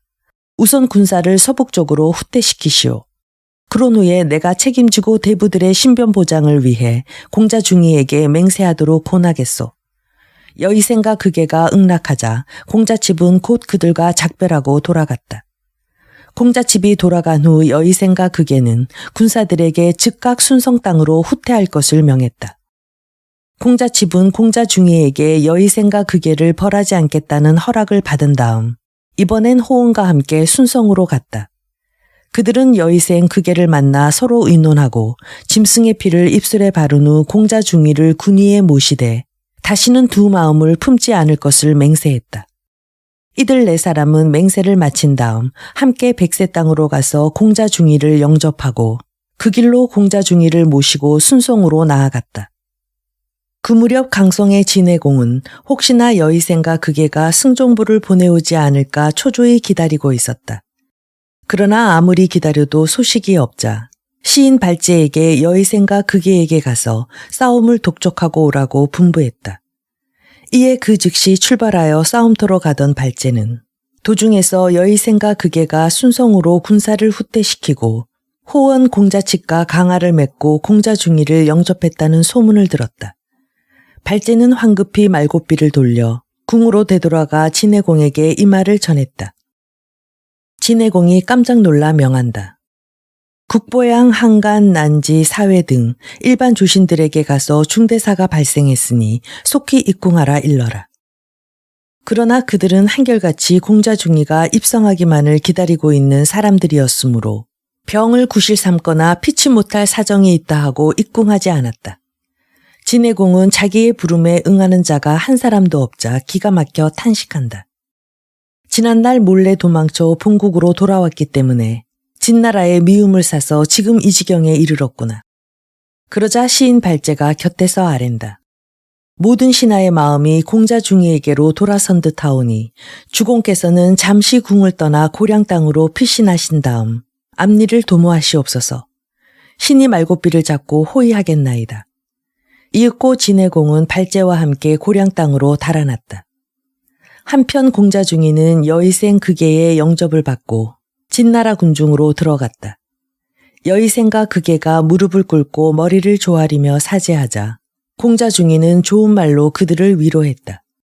조세 구계 등도 장차의 일은 걱정 말고 한마음으로 새 주공을 섬기자고 그들을 안심시켰다. 공자중이는 그들의 호의를 받으며 다시 고곡성으로 가서 진무공의 사당에 절하고 귀국한 것을 고했다. 이때 공자중이를 영접하기 위해 난지, 국주, 주지교 등을 비롯한 30여 명의 예신하들이 고곡당으로 달려왔다. 그 후 공자중이는 강성교회까지 마중 나온 극보양, 양요미, 한간, 가복도 등과 함께 궁성으로 들어가 군 위에 올랐다. 그가 바로 진문공으로 그때 그의 나이 이미 62이었다. 진문공은 군 위에 오른 지 얼마 지나지 않아 사람을 시켜 고량 땅에 숨어있던 진해공을 암살했다. 시인 발제는 진해공의 시체를 거두어 양지 바른 산기슭에 묻은 다음 어디론가 달아나 버렸다. 진문공은 공자칩을 비롯한 진나라 군사를 위로하기 위해 큰 잔치를 베풀었다. 이 자리에서 비표가 진문공에게 절하고 흐느껴 울면서 억울하게 죽은 자기 아버지 비종부의 무덤을 좋은 곳으로 옮겨달라고 청했다. 진문공은 비표의 청을 수락한 다음 앞으로 진나라에서 살며 자신을 도와 정사를 보살펴달라고 청했다. 그러나 비표는 사양한다. 신의 고국이 진이라 하나 이미 진나라 궁정에 몸담고 있사옵니다. 그런데 어찌 두 주공을 섬기겠나이까. 결국 비표는 소원대로 부친의 산소를 옮기고 난 후 공자측과 함께 하서로 돌아갔다. 그때까지 하서에 머물러 있던 진목공은 그들로부터 공자중이가 무사히 군 위에 올랐다는 보고를 듣고서야 군사를 돌려 도읍으로 돌아갔다. 여의생과 그게는 공자중이를 영접하여 군 위에 올리기는 했으나 마음 한구석에 남아있는 불안의 그림자는 지워버리지 못했다. 게다가 진문공과 함께 망명생활을 한 조세, 구계 등을 대할 때마다 어쩐지 기가 죽는 느낌이었다.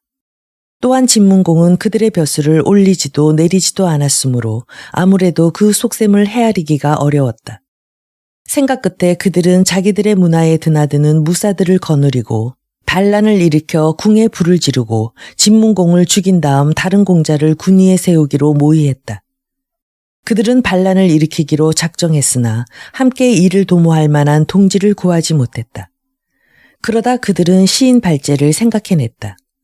발제는 지난날 공자 중이를 죽이러 갔다가 실수하여 끊어진 소매만 가지고 왔던 사람이니 진문공에게 잡히기만 하면 목숨을 부지하지 못할 입장이었다. 더구나 그는 천하장사라 동지로서는 참으로 적격이었다. 여의생과 극에는 여러 곳으로 사람을 보내 발제의 행방을 수소문했다. 얼마 후 발제가 어둠을 틈타 그들을 찾아왔다. 여의생과 극에는 그를 반갑게 맞아 자기들의 계책을 말하며 동지가 되어달라고 청했다. 발제는 흔연히 승낙했다. 그날 밤 세 사람은 입술에 피를 바르고 맹세를 나눈 다음 2월 금음날 한밤중에 거사하기로 합의했다. 그 후 여의생과 극에는 각자 자기 고을에 가서 은밀히 뜻이 같은 사람을 규합했다. 그러나 시인 발제의 속셈은 달랐다. 지금까지 내가 2번이나 중이를 죽이려다가 실패한 것을 보면 그는 필시 하늘의 도움을 받고 있는 사람이다. 그렇다면 이번에 도모하는 일 역시 성공할 리가 없다. 또 서로 그를 죽인다 하더라도 무슨 뾰족한 수가 생길 것인가. 그와 망명생활을 함께한 신하들은 모두 뛰어난 자들인데 내가 중이를 죽인다면 가만히 있지 않으리라. 그럴 바에야 차라리 중이에게 가서 용모사실을 털어놓고 그 공로와 부귀를 얻는 것이 상책이다. 그러나 발제는 잡히면 죽음을 면치 못할 큰 죄를 지은 몸이라 바로 궁으로 갈 수는 없었다. 발제는 캄캄한 밤에 호온의 집으로 찾아갔다. 호온이 놀라 묻는다. 그대는 새 주공께 큰 죄를 지은 사람인데 멀리 달아나 화를 면할 생각은 않고 이렇게 나를 찾아오다니 웬일이오.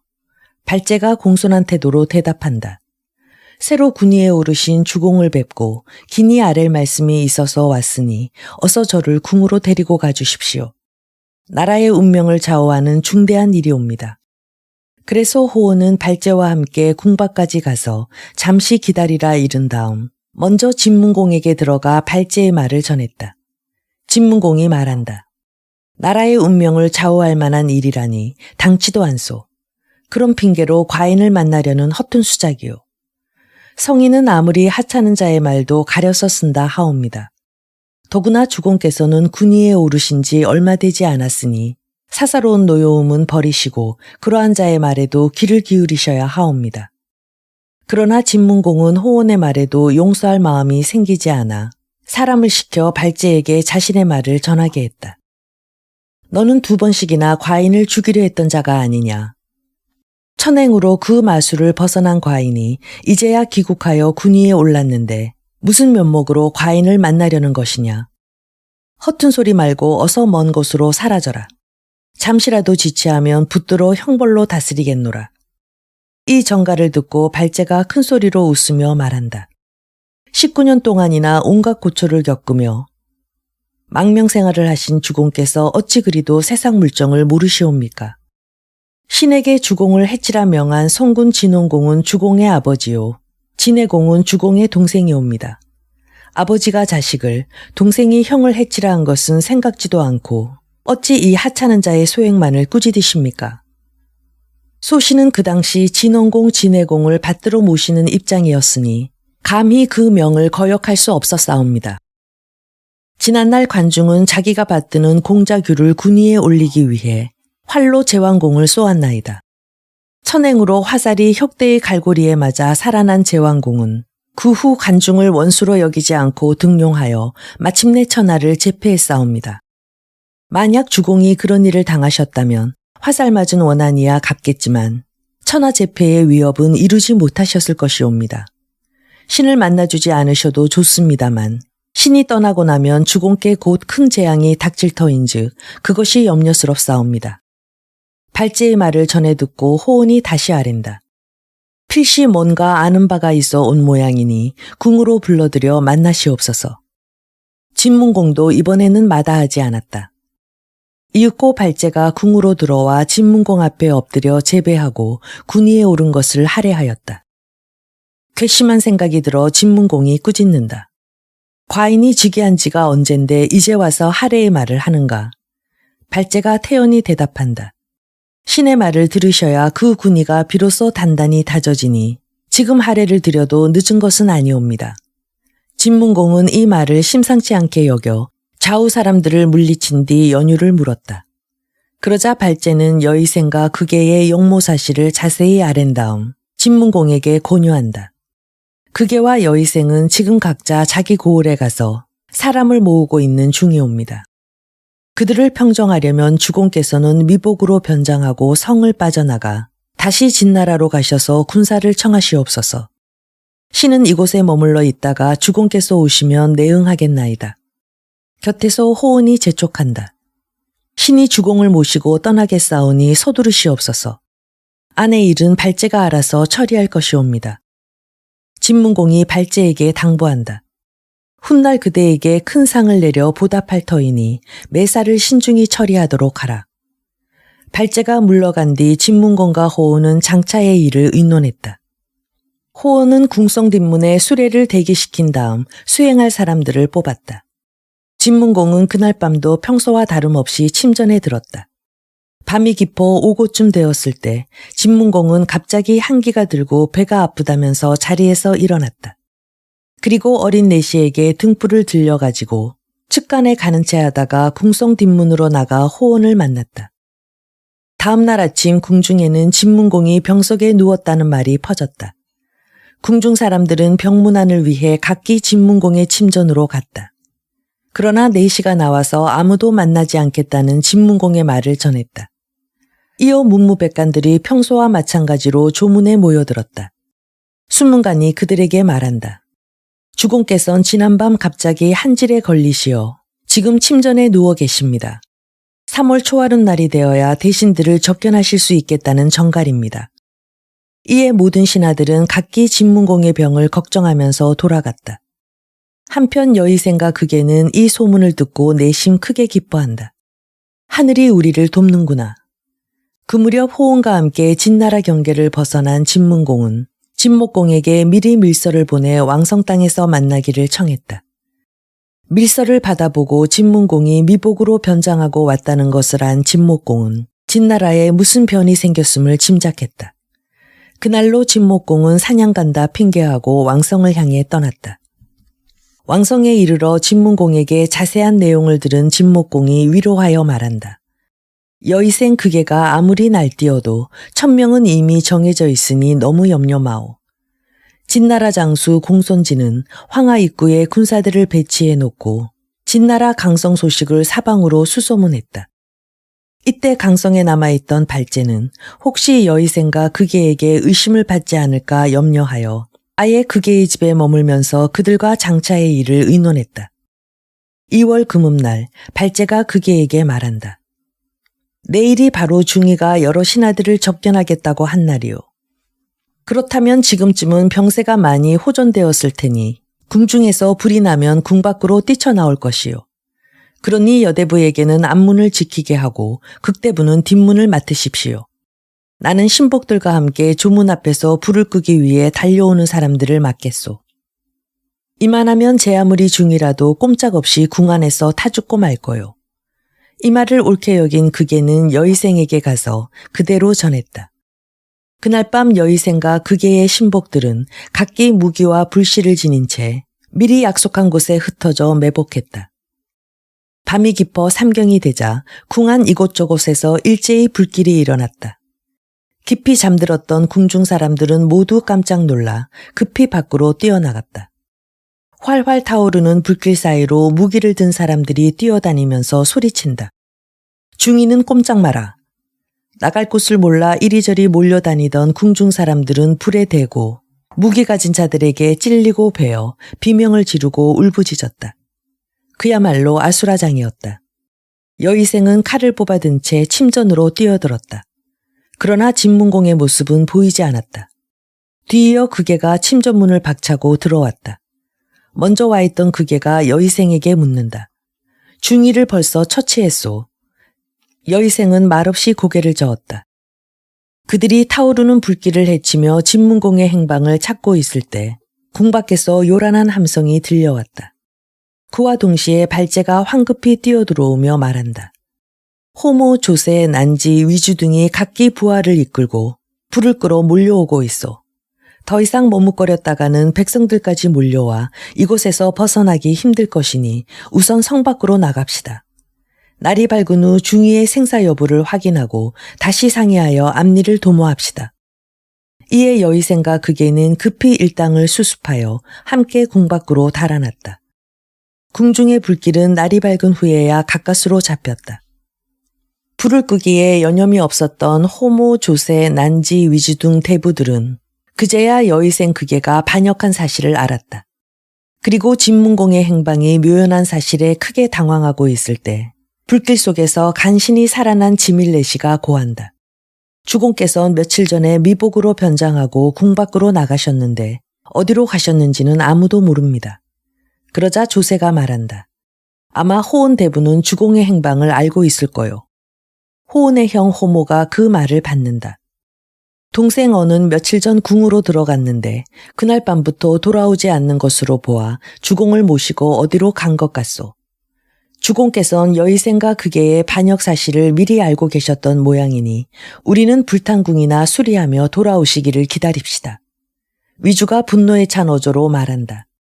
내게 1대의 군사만 준다면 곧 쫓아가서 그 역적놈들을 없애버리겠소. 조세가 위주를 달랜다.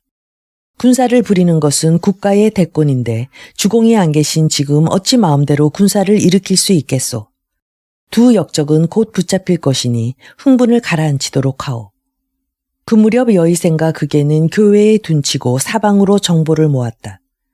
그 결과 진문공이 죽지 않았다는 것과 여러 대부들이 성을 굳게 지키고 있다는 사실을 알아냈다. 여의생과 극예는 일이 실패로 돌아갔으니 어디론가 달아나긴 해야겠는데 과연 어디로 가야 할지 선뜻 결정하지 못했다.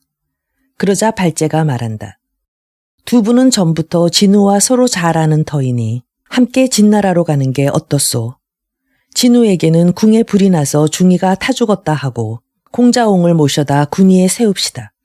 그러면 중이는 다시 오도가도 못하는 신세가 될 것이오. 진목공이 과연 자기들을 용납할 것인지 의심하는 여의생에게 발제가 다시 말한다. 내가 먼저 진나라에 가서 그들의 의사를 탐지할 테니 그들이 우리를 용납한다면 함께 가고 그렇지 못하면 그때 다시 상의합시다. 그리하여 발제는 진나라로 떠났다. 황하를 건넌 그는 하서에 머물고 있던 공손지를 만나 그간의 경과를 얘기하고 앞으로의 일을 의논했다. 공손지는 여의생과 극예를 진나라로 유인하여 죽이는 데 찬성하고 발제에게 편지를 써주었다. 중이는 자신이 군위에 오르게 되면 진나라 땅을 떼어주겠다고 우리 주공께 약속했습니다. 이에 우리 주공께서는 중이가 진해공처럼 또 약속을 어기지 않을까 염려하여 저에게 군사를 거느리고 하서에 머물러 있으면서 새로 설정될 경계를 밝히게 하셨습니다. 그런데 지금 들으니 궁의 불이나 중위의 행방이 묘연하며 또 두 대부께서 다음 군으로 공자옹을 심중에 두고 있다 하니 이는 우리 주공께서 일찍부터 원하시는 바요. 그러니 두 대부께서는 이 서신을 보는 대로 곧 오시어 장차의 일을 도모하도록 합시다. 여의생과 극예는 공손지의 편지를 읽고 크게 기뻐했다. 발제가 두 사람과 함께 다시 하서로 가자 공손지는 언덕까지 나와 그들을 영접했다. 여의생과 극예는 그들을 추워도 의심치 않았다. 그러나 진목공은 공손지의 보고를 받고 이미 왕성에 와 있었다. 사흘 동안 후한 대접을 받은 후 여의생과 극예는 공손지에게 진목공을 뵙게 해달라고 청했다. 공손지는 흔쾌히 승낙하고 진목공이 지금 왕성에 있으니 타고 온 수레와 군사들은 그대로 두고 다녀와서 함께 황하를 건너자고 말했다. 여의생과 극예는 공손지의 제의에 동의하고 함께 하서를 떠나 왕성으로 갔다. 발제는 공손지와 함께 먼저 성 안으로 들어가 진목공을 배웠다. 진목공의 분부를 받고 비표가 여의생과 극예를 영접하러 나갔다. 그 틈에 진목공은 진문공을 병풍 뒤에 숨겼다. 잠시 후 여의생과 극예가 비표의 안내를 받아 진목공 앞에 이르렀다. 그들은 진목공에게 절하고 공자옹을 진나라 군위에 모시기 위해 이렇듯 진나라로 왔다고 아뢰었다. 이에 진목공이 대답한다. 공자옹은 이미 여기에 와 있소. 여의생과 극예가 함께 청한다. 그렇다면 그분을 만나게 해주시옵소서. 진목공이 고개를 끄덕이며 병풍 쪽을 향해 소리친다. 진나라 세주인은 어서 이리 나오시오. 그와 동시에 한 귀인이 병풍을 젖히고 나왔다. 그 순간 여의생과 극예는 눈앞이 아찔할 정도로 놀라 그 자리에 고꾸라졌다. 그 귀인이 바로 진문공이었으니 그럴 만도 했다. 진목공과 나란히 앉은 진문공이 그들을 내려다보며 큰 소리로 꾸짖는다. 과인은 너희들을 관대히 받아들였건만 어찌하여 다시 배반했느냐. 발제가 기뜸을 해주어 미리 빠져나왔으니 망정이지. 그렇지 않았다면 이 몸은 벌써 한 줌 재로 변했을 것이다. 비로소 발제가 밀고한 사실을 안 여의생과 극예는 고개를 쳐들었다. 그들이 발제를 노려보며 분연히 소리친다. 내 이놈, 입술에 피를 바르고 맹세한 내가 우리를 배반할 수 있느냐. 이에 진문공이 웃으며 말한다. 발제가 입술에 피를 바르고 맹세하지 않았다면 어찌 너희들의 흉악한 계책을 알아냈겠느냐. 여봐라, 어서 저 두 놈을 끌어내어 참아라. 그 명이 떨어지기가 무섭게 무사들이 달려들어 여의생과 극예를 끌고 나갔다. 잠시 후 무사들은 피가 뚝뚝 떨어지는 두 역적의 목을 진문공께 바쳤다. 발제는 진문공의 명을 받아 여의생과 극예의 목을 하서로 가지고 가서 그들을 따라온 군사들에게 그 목을 보이며 좋은 말로 회유했다. 한편 진나라 대부들은 진문공이 역적을 잡아 죽인 소식을 전해 듣고 모두 기뻐하며 말한다. 과연 대부 호모의 짐작이 맞았도다.